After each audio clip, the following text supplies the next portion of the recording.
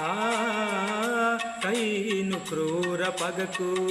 బలి అయిన హేబేలు రక్తము పెట్టిన కేక విన్న దేవుడవు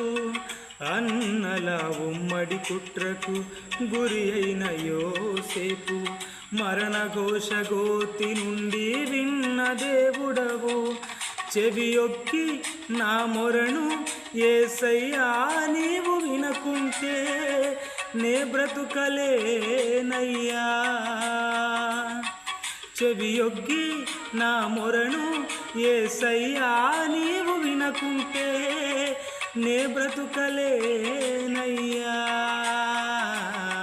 నీవుంటే నా వెంట అది ఏ చాలయ్యా